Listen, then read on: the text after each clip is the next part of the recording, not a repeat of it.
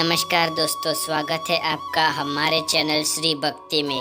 आज हम आपके लिए लेकर आए हैं जन्माष्टमी की व्रत कथा।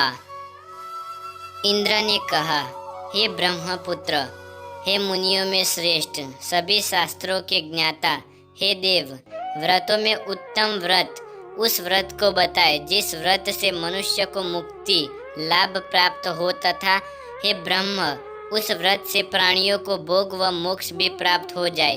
इंद्र की बातों को सुनकर नारद जी ने कहा, त्रेता युग के अंत में और द्वापर युग के प्रारंभ में समय के निंद कर्म को करने वाला कंस नाम का एक अत्यंत पापी दैत्य हुआ। उस दुष्ट व नीच कर्मी दुराचारी कंस की देवकी नाम की एक सुंदर बहन थी। देवकी के गर्भ से उत्पन्न 8वां पुत्र कंस का वध करेगा। नारद जी की बात सुनकर इंद्र ने कहा, हे महामते, उस दुराचारी कंस की कथा का विस्तार पूर्वक वर्णन कीजिए। क्या यह संभव है कि देवकी के गर्भ से उत्पन्न 8वां पुत्र अपने मामा कंस की हत्या करेगा? इंद्र की स्नेह भरी बातों को सुनकर नारद जी ने कहा, एक समय की बात है, उस दुष्ट कंस ने एक ज्योतिषी से पूछा कि ब्राह्मणों में श्रेष्ठ ज्योतिर्विद मेरी मृत्यु किस प्रकार और किसके द्वारा होगी? ज्योतिषी बोले, हे दानव में श्रेष्ठ कंस, वसुदेव की धर्मपत्नी देवकी, जो वाक्पटु है और आपकी बहन भी है, उसी के गर्भ से उत्पन्न हुआ 8वां पुत्र, जो कि शत्रुओं की पराजित कर इस संसार में कृष्ण के नाम से विख्यात होगा, वही एक समय सूर्योदय काल में आपका वध करेगा। ज्योतिषी की बातें सुनकर कंस ने कहा, हे देवज, बुद्धिमानों में अग्रण्य, अब आप यह बताइए कि देवकी का 8वां पुत्र किस मास में, किस दिन में मेरा वध करेगा? ज्योतिषी बोले, हे महाराज, माघ मास की शुक्ल पक्ष की तिथि को 16 कलाओं से पूर्ण श्री कृष्ण से आपका युद्ध होगा। उसी युद्ध में आपका वध होगा। इसलिए हे महाराज, आप अपनी रक्षा यत्न पूर्वक करें। इतना बताने के लिए पश्चात नारद जी ने इंद्र से कहा, ज्योतिषी द्वारा बताए गए समय पर हिंकंस की मृत्यु कृष्ण के हाथ निसंदेश होगी। तब इंद्र ने कहा, हे मुनि, उस दुराचारी कंस की कथा का वर्णन कीजिए और बताइए कि कृष्ण का जन्म कैसे होगा तथा कंस की मृत्यु कृष्ण द्वारा किस प्रकार होगी। इंद्र की बातों को सुनकर नारद जी ने पुनः कहना प्रारंभ किया कि उस दुराचारी कंस ने अपने द्वारा एक द्वारपाल से कहा, मेरी इस प्राणों से प्रिय बहन की पूर्ण सुरक्षा करना। द्वारपाल ने कहा, ऐसा ही होगा। कंस के जाने के पश्चात उसकी छोटी बहन दुखी होते हुए जल लेने के बहाने घड़ा लेकर तालाब पर गई। उस तालाब के किनारे एक घनघोर वृक्ष के नीचे बैठकर देवकी रोने लगी। उसी समय एक सुंदर स्त्री जिसका नाम यशोदा था, उसने आकर देवकी से प्रिय वाणी में कहा, हे कांते, इस प्रकार तुम क्यों विलाप कर रही हो? अपने रोने का कारण मुझे बताओ। तब दुखित देवकी ने यशोदा से कहा, नीच कर्मों में आज तक दुराचारी मेरा कंस है। उस दुष्ट ने मेरे कई पुत्रों का वध कर दिया। इस समय मेरे गर्भ में 8वां पुत्र है, वह इसका भी वध कर डालेगा। इस बात में किसी प्रकार का संशय या संदेश नहीं है, क्योंकि मेरे भाई कंस को यह भय है कि मेरे अष्टम पुत्र से उसकी मृत्यु अवश्य होगी। देवकी की बातें सुनकर यशोदा ने कहा, हे बहन, विलाप मत करो, मैं भी गर्भवती हूँ। यदि मुझसे कन्या हुई तो तुम अपने पुत्र के बदले उस कन्या को लेना। इस प्रकार तुम्हारा पुत्र नहीं मारा जाएगा। तदंतर कंस ने अपने द्वारपाल से पूछा, देवकी कहाँ है? इस समय वह दिखाई नहीं दे रही। तब द्वारपाल ने कंस से नम्र वाणी में कहा, हे महाराज, आपकी बहन जल लेने तालाब पर गई हुई है। यह सुनते ही कंस क्रोधित हो उठा और उसने द्वारपाल को उसी स्थान पर जाने को कहा जहाँ वह गई हुई है। द्वारपाल की दृष्टि तालाब के पास देवकी पर पड़ी। तब उसने कहा कि आप किस कारण यह पहुँची थी? उसकी बातों को सुनकर देवकी ने कहा कि मेरे गृह में जल नहीं था, जिसे लेने में जलाशय पर आई हूँ। इसके पश्चात देवकी अपने गृह की ओर चली गई। कंस ने पुनः द्वारपाल से कहा कि इस गृह में मेरी बहन की तुम पूर्णत रक्षा करो। अब कंस को इतना भय लगने लगा कि गृह के भीतर दरवाजों में विशाल ताले बंद करवा दिए और दरवाजे के बाहर दैत्य और राक्षसों को पहरा देने के लिए खड़ा कर दिया।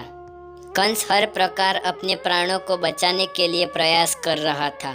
एक समय सिंह राशि के सूर्य में आकाश मंडल में जलधारी मेघों ने अपना प्रभुत्व स्थापित किया।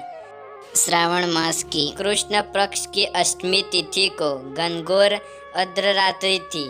उस समय चंद्रमा भी वृष राशि में था। रोहिणी नक्षत्र बुधवार के दिन सौभाग्य योग से संयुक्त चंद्रमा के आधी रात में उदय होने पर आधी रात के उत्तर एक घड़ी जब हो जाए तो स्मृति श्रुति पूर्णतः फल निसंदेश प्राप्त होता है। इस प्रकार बताते हुए नारद जी ने इंद्र से कहा, ऐसे विजय नामक शुभ मुहूर्त को श्री कृष्ण का जन्म हुआ और श्री कृष्ण ने प्रभाव से ही उसी क्षण बंदी गृह के दरवाजे स्वयं खुल गए। द्वार पर पहरा देने वाले पहरेदार राक्षस सभी मूर्छित हो गए। देवकी ने उसी क्षण अपने पति वसुदेव से कहा, हे स्वामी, आप निद्रा का त्याग करें और मेरे इस अष्टम पुत्र को गोकुल में ले जाए। वहाँ इस पुत्र को नंद गोप की धर्मपत्नी यशोदा को दे दे। उस समय यमुना जी पूर्ण रूप से बाढ़ग्रस्ती थी, किंतु जब वसुदेव जी बालक कृष्ण को सूप में लेकर यमुना जी को पार करने के लिए उतरे, उसी क्षण बालक के चरणों का स्पर्श होते ही यमुना जी अपने पूर्व स्थिर में रुक कर आ गई। किसी प्रकार वसुदेव जी को गोकुल पहुंचा दिया और नंद के गृह में प्रवेश कर उन्होंने अपना पुत्र तत्काल उन्हें दे दिया और उसके बदले में उनकी कन्या ले ली। वे तत्क्षण वहां से वापस आकर कंस के बंदी गृह में पहुंच गए। प्रातःकाल जब सभी राक्षस पहरेदार निद्रा से जागे तो कंस ने द्वारपाल से पूछा कि अब देवकी के गर्भ से क्या हुआ, इस बात का पता लगाकर मुझे बताओ।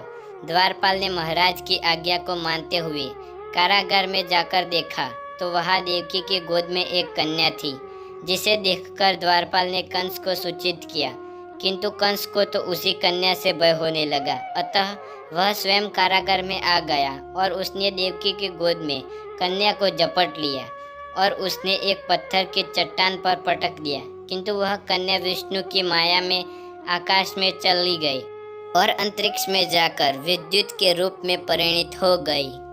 उसने कंस से कहा कि हे दुष्ट, तुझे मारने वाला गोकुल में नंद के गृह में उत्पन्न हो चुका है और उसी से तेरी मृत्यु सुनिश्चित है। मेरा नाम तो वैष्णवी है। मेरे संसार में कर्ता भगवान विष्णु की माया से उत्पन्न हुई हूँ। इतना कहकर वह स्वर्ग की ओर चली गई। उस आकाशवाणी को सुनकर कंस क्रोधित हो उठा। उसने नंद जी के गृह में पुतना राक्षसी को कृष्ण का वध करने के लिए भेजा, किंतु जब वह राक्षसी कृष्ण को स्थापन कराने लगी तो कृष्ण ने उसके स्तन से उसके प्राणों को खींच लिया और वह राक्षसी कृष्ण कृष्ण कहते हुए मृत्यु को प्राप्त हो गई। जब कंस को पुतना की मृत्यु का समाचार प्राप्त हुआ तो उसने कृष्ण का वध करने के लिए क्रमश केसी नामक दैत्य को अश्व के रूप में, उसके पश्चात अरिठित नामक दैत्य को बैल के रूप में भेजा, किंतु ये दोनों भी कृष्ण के हाथों मृत्यु को प्राप्त हुए। इसके पश्चात कंस ने काल्य खान नामक दैत्य को कौवे के रूप में भेजा, किंतु वह भी कृष्ण के हाथों मारा गया और बलवान राक्षसों की मृत्यु के आघात से कंस अत्यधिक भयभीत हो गया। उसने द्वारपाल को आज्ञा दी कि नंद को तत्काल मेरे समक्ष उपस्थित करो। द्वारपाल नंद को लेकर जब उपस्थित हुए तब कंस ने नंद जी से कहा, यदि तुम अपने प्राणों को बचाना चाहते हो तो पारिजात के पुष्प ले आओ। यदि तुम नहीं ला पाए तो तुम्हारा वध निश्चित है। कंस की बातों को सुनकर नंद ने ऐसा ही होगा कहा और अपने गृह की ओर चले गए। घर आकर उन्होंने संपूर्ण वृत्तांत अपनी पत्नी यशोदा को सुनाया, जिसे श्री कृष्ण भी सुन रहे थे। एक दिन श्री कृष्ण अपने मित्रों के साथ यमुना नदी के किनारे गेंद खेल रहे थे और अचानक स्वयं ही उन्होंने गेंद को यमुना में फेंक दिया। यमुना में गेंद फेंकने का मुख्य उद्देश्य यही था कि वे किसी प्रकार पारिजात पुष्प को ले आए, अतः वे कदम के वृक्ष पर चढ़कर यमुना में कूद पड़े। कृष्ण के यमुना में कूदने का समाचार श्रीधर नामक गोपाल ने यशोदा को सुनाया। यह सुनकर यशोदा भागती हुई यमुना नदी के किनारे आ पहुंची और उसने यमुना नदी की प्रार्थना करते हुए कहा, हे यमुना, यदि मैं बालक को देखूंगी तो भाद्रपद मास की रोहिणी युक्त अष्टमी का व्रत अवश्य करूंगी, क्योंकि दयादान सज्जन प्राणी, ब्राह्मण कुल में जन्म, रोहिणी युक्त अष्टमी, गंगाजल, एकादशी, गया श्राद्ध और रोहिणी व्रत ये सभी दुर्लभ है। हजारों अश्वमेघ यज्ञ, सहस्त्रों राजसूय यज्ञ, दान, तीर्थ और व्रत करने से जो फल प्राप्त होता है वह सब कृष्णाष्टमी के व्रत करने से प्राप्त हो जाता है। यह बात नारद ने ऋषि इंद्र से कही। इंद्र ने कहा, हे मुनियों में श्रेष्ठ नारद, यमुना नदी में कूदने के बाद उसी बाल रूप कृष्ण ने पाताल में जाकर क्या किया, यह संपूर्ण वृत्तांत भी बताए। नारद ने कहा, हे इंद्र, पाताल में उस बालक ने नागराज की पत्नी से कहा कि तुम यहाँ क्या कर रहे हो, कहाँ से आए हो और यहाँ आने का क्या प्रयोजन है। नाग पत्नी बोली, हे कृष्ण, क्या तूने द्रुत क्रीड़ा की है जिसमें अपना समस्त धन हार गया है? यदि यह बात ठीक है तो कंकड़, मुकुट और मणियों का हार लेकर अपने गृह में चले जाओ, क्योंकि इस समय मेरे स्वामी शयन कर रहे हैं। यदि वे उठ गए तो तुम्हारा भक्षण कर जाएंगे। नागपत्नी की बातें सुनकर कृष्ण ने कहा, हे कांते, मैं किस प्रयोजन से यहाँ आया हूँ वह वृत्तांत में मैं तुम्हें बताता हूँ।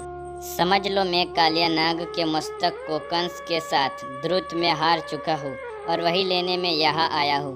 बालक कृष्ण की इस बात को सुनकर नागपत्नी अत्यंत क्रोधित हो उठी और अपने सोए हुए पति को उठाने पहुंची। उसने कहा, हे स्वामी, आपके घर पर शत्रु आया है, अतः आप इसका हनन कीजिए। अपनी स्वामिनी की बातें सुनकर कालिया नाग निद्रावस्था से जाग पड़ा और बालक कृष्ण से युद्ध करने लगा। इस युद्ध में कृष्ण को मूर्छा आ गई। उसी मूर्छा को दूर करने के लिए उन्होंने गरुड़ का स्मरण किया। स्मरण होते ही गरुड़ वहां आ गया। श्री कृष्ण अब गरुड़ पर चढ़कर कालिया नाग से युद्ध करने लगे और उन्होंने कालिया नाग को युद्ध में पराजित कर दिया। अब कालिया नाग ने भली भांति जान लिया था कि मैं जिनसे युद्ध कर रहा हूँ वे भगवान विष्णु के अवतार श्री कृष्ण ही है। अतः उन्होंने कृष्ण के चरणों में साष्टांग प्रणाम किया और परिजात से उत्पन्न बहुत से पुष्प को मुकुट में रखकर कृष्ण को भेंट किया। जब कृष्ण चलते हुए तब कालिया नाग की पत्नी ने कहा, स्वामी, मैं कृष्ण को नहीं जान पाई। हे जनार्दन, मंत्र रहित, क्रिया रहित, भक्ति भाव रहित मेरी रक्षा कीजिए। हे प्रभु, मेरे स्वामी मुझे वापस दे दे। तब श्री कृष्ण ने कहा, हे सर्पिणी, दैत्यों में जो सबसे बलवान है उस कंस के सामने मैं तेरे पति को ले जाकर छोड़ दूंगा, अन्यथा तुम अपने गृह में चले जाओ। जब कृष्ण कालिया नाग के फन पर नृत्य करते हुए यमुना पर आ पहुँचे, तदंतर कालिया की फुंकार से तीनों लोक कंपयान हो गए। अब कृष्ण कंस की मथुरा नगरी को चल दिए। वह कमल पुष्पों को देखकर यमुना के मध्य जलाशय में वह कालिया सर्प भी चला गया। भगवान श्री कृष्ण कंस के महल पहुंचकर कंस को दोनों हाथों से पकड़कर जमीन पर पटक पटक कर कंस की मृत्यु हो गई और कंस भी कृष्ण के हाथों मारा गया। कंस ने बहुत ही दुष्ट और दुराचारी कर्म किए थे, जिसके कारण भगवान कृष्ण यानी विष्णु को कृष्ण का रूप लेकर धरती पर आना पड़ा और कंस जैसे दुष्ट और दुराचारी व्यक्ति का नाश करना पड़ा।